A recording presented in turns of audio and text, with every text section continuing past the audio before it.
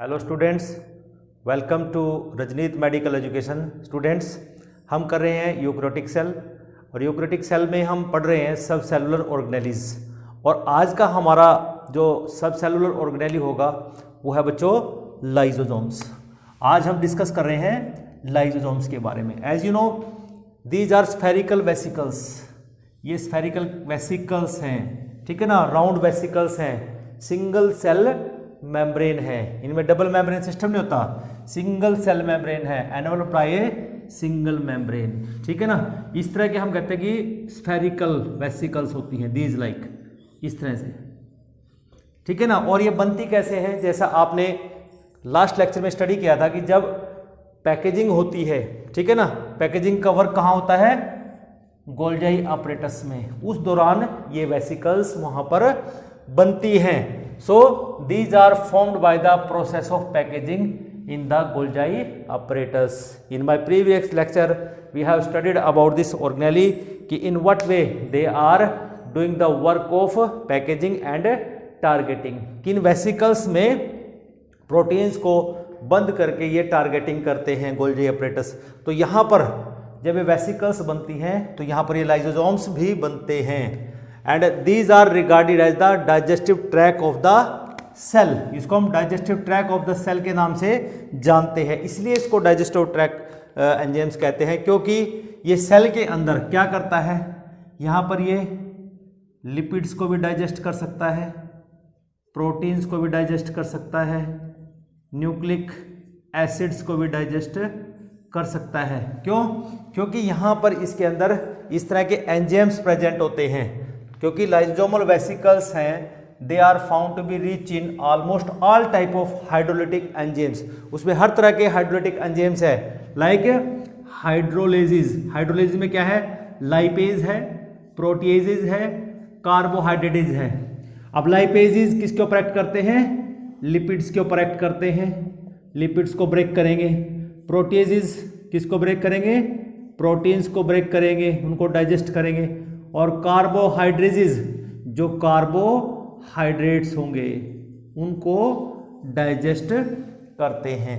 And they work at a pH less than 5, that means acidic medium में ही ये work कर सकते हैं। हमारे पास कुछ एग्जांपल्स हैं एंजाइम के, लाइक अल्फा ग्लूकोसाइडेज, मीन्स ये एक कार्बोहाइड्रेज है, ठीक है ना। क्या है, ये एक कार्बोहाइड्रेज है जो ग्लाइकोजन को तोड़ता है, मीन्स ग्लाइकोजन को तोड़ के उसको ग्लूकोज में कन्वर्ट करता है। इसी तरह हमारे पास कैथेप्सिन है, मीन्स ये एक प्रोटियोजिस है जो क्या करता है, प्रोटीन को ब्रेक करता है और उसको अमाइनो एसिड में कन्वर्ट करता है। नेक्स्ट हमारे पास लाइपेजेस हैं जो लिपिड्स को तोड़ता है, ठीक है ना, उनको फैटी एसिड्स में कन्वर्ट करता है। एंड राइबोन्यूक्लियेजेस जो आरएनए को ब्रेक करता है, उसको डाइजेस्ट करता है। तो इन दिस वे जो लाइसोसोम्स हैं, they are able to digest the, you can say, different component और macro molecules of the cell. Lysosomal enzymes are responsible for maintaining the cellular compound in dynamic state. कि जो cell के cellular compound हैं या जो cell के अंदर के जो मटेरियल हैं, जो मैट्रिक्स है सेल के अंदर का, उसको एक स्टेट में, एक डायनेमिक स्टेट में, एक इक्विलिब्रियम में रखते हैं। कैसे? By degradation and recycling, means उनको डिग्रेड कर देंगे मैक्रोमोलिक्यूल्स को, उनकी रिसाइकलिंग हो जाएगी। अब ये रिसाइकलिंग कैसे होती है बच्चों, ध्यान से देखिए। डिग्रेडेड प्रोडक्ट्स, मीन्स कि जो लाइसोसोम्स हैं वो क्या करते हैं, जिन प्रोडक्ट्स को डिग्रेडेड करते हैं तो वो क्या करती हैं, वो डिफ्यूज होके सेल के अंदर आ जाती हैं। कि जैसे मान लो सपोज करो ये हमारे पास सेल है, ये न्यूक्लियस है, ये हमारे पास लाइसोसोम्स हैं, ठीक है ना, ये साइटोसोल है। तो यहाँ से जो प्रोडक्ट है लाइसोसोम से वो बाहर आ जाती है, ठीक है ना, थ्रू डिफ्यूजन प्रोसेस। वो डिफ्यूजन से यहाँ पर बाहर आ जाती है and it is utilised by the cell, और फिर सेल उसको क्या कर लेता है, यूटिलाइज कर लेता है। And further some time however कुछ residual products rich in protein, कि जो हमारे पास जो लाइसोसोम्स हैं उनके पास कुछ ऐसे बायो प्रोडक्ट होते हैं, जो रेजिडुअल प्रोडक्ट्स होते हैं जो रिच होते हैं किसमें, प्रोटीन्स में रिच होते हैं, लिपिड्स में रिच होते हैं, एंड दे कलेक्टिवली फॉर्म लिपोफ्यूसिन। क्या बनाते हैं वो? लिपोफ्यूसिन बनाते हैं। और बच्चों जो लिपोफ्यूसिन है ये एक एज पिगमेंट है। जैसे आपकी एज दिखाई देती है ना आपको, एक सेल की एज को डिटरमाइन करता है, दैट मीन्स वियर टियर का पिगमेंट है। वियर टियर क्या होते हैं कि सेल के जो सर्विस होती है कि अगर सेल को कोई कट लग जाता है तो उसको ठीक करने में मदद करता है ये, which has been implicated in the ageing process. Ageing होता है बच्चों ग्रोइंग ओल्ड, उसमें काम करता है। Now escape of these enzymes into the cytosol, कि जब हम लाइसोसोम्स एंजाइम्स की बात करते हैं और ये इस मेम्ब्रेन को तोड़ के सेल के साइटोसोल में आ जाए, ठीक है ना, कि जैसे सपोज यहां पर ये सेल है, ये मेम्ब्रेन यहां से खत्म हो गई और जो एंजाइम्स है वो साइटोसोल में आ गए हैं, तो एक प्रॉब्लम हो सकती है। क्यों? क्योंकि जो फंक्शनल मैक्रोमोलिक्यूल्स हैं सेल के, फंक्शनल मैक्रोमोलिक्यूल्स क्या है? लिपिड्स हैं, प्रोटीन्स हैं, कार्बोहाइड्रेट्स हैं of the cell and result in many complication. बहुत सारी दिक्कतें वहां पर हो सकती है, इसलिए हम इनको जो लाइसोसोम्स हैं इनको हम सुसाइडल बैग्स के नाम से भी जानते हैं। क्या कह सकते हैं इनको? सुसाइडल बैग के नाम से भी हम इनको जान सकते हैं। जिस सेल में रह रहे हैं उसी सेल को ये डाइजेस्ट कर सकते हैं some time if they get injured, अगर ये इंजरी इनमें हो जाती है। तो प्रॉब्लम्स क्या आएंगी? अकरेंस ऑफ सेवरल डिसीज, कि कुछ डिसीज वहां पर हो सकती हैं। और डिसीज कैसी होंगी बच्चों? लाइक अर्थराइटिस की प्रॉब्लम हो सकती है, मसल से रिलेटेड डिसीज हो सकती है, एलर्जिक डिसऑर्डर्स हो सकते हैं। So this is about the lysosomes. तो आगे हम बच्चों करते हैं परऑक्सीजोम्स, करते हैं परऑक्सीजोम्स। देखिए बच्चों जो परऑक्सीजोम्स हैं they also known as a microbodies, इनको हम माइक्रोबॉडीज के नाम से जानते हैं। And this is also another single membrane cellular organelle. इसमें भी क्या होती है? सिंगल मेम्ब्रेन होती है, इसकी आउटर मेम्ब्रेन है जो इस ऑर्गेनेली की वो सिंगल है, ठीक है ना, और ये एक सेलुलर ऑर्गेनेली है। एंड इनकी जो शेप होती है इट इज समवट ओवल हो सकती है या फिर वो स्फेरिकल हो सकती है। एंड इन परऑक्सीजोम्स के अंदर एक एंजाइम होता है जिसका नाम है catalase, and this enzyme is very useful. ये बहुत यूजफुल एंजाइम है। क्या काम करता है? Catalase protect the cell from the toxic effect of the H2O2। देखो बच्चों हमारी बॉडी के अंदर बहुत सारे टॉक्सिक सब्सटेंस बनते रहते हैं। उन टॉक्सिक सब्सटेंस में से एक सब्सटेंस ये भी है जिसको हम हाइड्रोजन परऑक्साइड बोलते हैं। क्या बोलते हैं? हाइड्रोजन परऑक्साइड, ठीक है ना। अब ये क्या काम करता है? कैटालेज इस हाइड्रोजन परऑक्साइड को, ठीक है ना, जब ये कैटालेज इसके ऊपर एक्ट करेगा तो इसको तोड़ देगा किसमें? H2O प्लस O2 में, ठीक है ना। मीन्स इसको लेस टॉक्सिक यहाँ पर ये बना देता है, तो इसलिए यहाँ पर H2O और O2 यहाँ पर लिबरेट कर देता है, तो इसलिए ये बहुत यूजफुल है। And also peroxisome involve in the oxidation of long chain fatty acids, कि जो लॉन्ग चेन फैटी एसिड्स होते हैं मोर देन कार्बन नंबर 18, कि जिनके अंदर कार्बन 18 से ऊपर मीन्स 18, 19, 20, 30, 40 लाइक दैट जो फैटी एसिड्स होते हैं उनका ऑक्सीडेशन ये करने में हेल्पफुल होते हैं। ऑक्सीडेशन हम पढ़ेंगे फैट्स का डिटेल में, आगे हमारे पास टॉपिक्स हैं, ठीक है ना, उसके ऊपर एक लेक्चर हम देंगे आपको, तो आपको अच्छे से समझ में आएगा।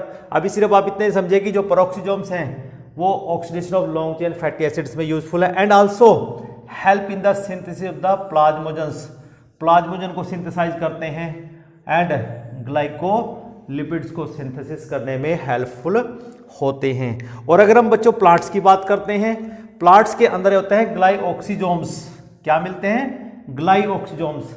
ग्लाइऑक्सीजोम क्या है? It is a special kind of the peroxisome. Peroxisome का भी एक ये टाइप है। क्या है ये? एक टाइप है glyoxysome which are involve in the glyoxylate pathway. Glyoxylate pathway के अंदर ये हेल्पफुल होते हैं। ग्लाइऑक्सिलेट पाथवे क्या होता है? जैसे आपने पढ़ा सिट्रिक एसिड साइकिल,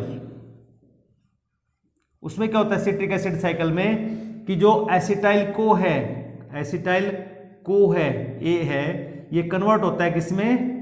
सक्सिनेट में, ठीक है ना। मीन्स एक साइकिल है जिसमें क्या होता है, सिंथेसाइज होते हैं कार्बोहाइड्रेट्स। ठीक है ना।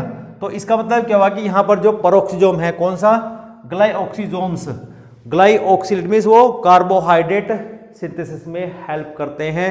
मीन्स जो ग्लाइकोऑक्सिलेट पाथवे है जिसमें कार्बोहाइड्रेट सिंथेसाइज होते हैं, उसमें ये हेल्पफुल होते हैं। नेक्स्ट आता है हमारे पास जो एक स्पेशल काइंड का डिसऑर्डर हो जाता है, कैसा, परोक्सिजोम बायोजेनेसिस डिसऑर्डर, जिसको हम कहते हैं कि परोक्सिजोम का सिंथेसिस नहीं हो पाता। ठीक है ना, जिसकी वजह से ये डिसऑर्डर यहां पर हो जाता है। होता क्या है, it is a group of rare disease involving the enzyme activity peroxisomes, कि परोक्सिजोम की कमी के कारण कि बॉडी के अंदर या सेल्स के अंदर क्या होगा कि डिपोजिशन ऑफ फैटी एसिड, क्योंकि जो H2O2 है पहली बात वो कन्वर्ट नहीं हो पाएगी H2O में और वाटर में, क्योंकि वो टॉक्सिक सब्सटेंस है, उसका टॉक्सिक इफेक्ट बॉडी में रहेगा। दूसरा क्या होगा, increased level of the very long chain fatty acids, कि यहां पर जो बॉडी होगी इंडिविजुअल की,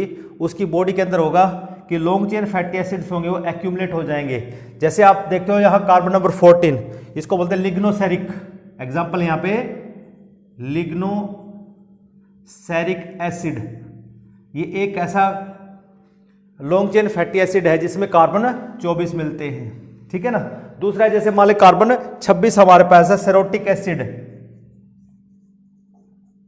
सेरोटिक एसिड ये एग्जांपल है जिसके अंदर कार्बन 26 है। इनका एक्यूमुलेशन पेशेंट के अंदर हो जाता है। And also decrease concentration of plasmalogens, plasmalogens की कंसंट्रेशन भी कम होनी स्टार्ट हो जाती है। एंड जब ऐसी कंडीशन होते हैं, जब सीवियर कंडीशन हो जाती है पीबीडीज की, ठीक है ना, इस केस में जो पेशेंट है उसको हम क्या बोलते हैं, जेलवेगर सिंड्रोम, इसको हम कह देते हैं, क्या बोलते हैं, जेलवेगर सिंड्रोम। एंड ये एक ऐसी कंडीशन है जिसमें क्या होता है कि जो फंक्शनल प्रोक्सिजोम्स हैं वो क्या होते हैं, अब्सेंट होते हैं।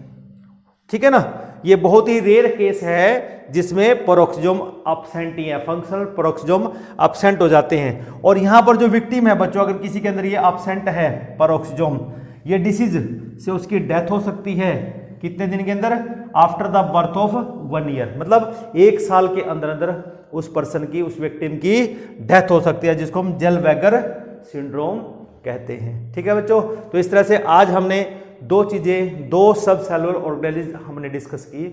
पहली हमने डिस्कस की कि हमारे पास जो लाइसोसोम्स होते हैं, how they are useful to the cell, and second one we have studied that is the peroxisome, how they are useful. अब हमारे पास दो और ऑर्गेनेलिज बचती हैं, वेरी स्मॉल ऑर्गेनेलिज, जिसमें हम साइटोसोल के बारे में पढ़ेंगे, माइक्रो बॉडीज के बारे में पढ़ेंगे। एक छोटा सा टॉपिक और बचता है हमारे पास, उसको भी हम देखेंगे, जिसमें हम ये देखेंगे कि जो सेल है, सेल के अंदर जो इंटीग्रेशन है, उसके जो फंक्शंस हैं वो कैसे होते हैं। बड़े स्मॉल टॉपिक्स हैं, बड़े इंटरेस्टिंग है। Till then have a nice day, thank you.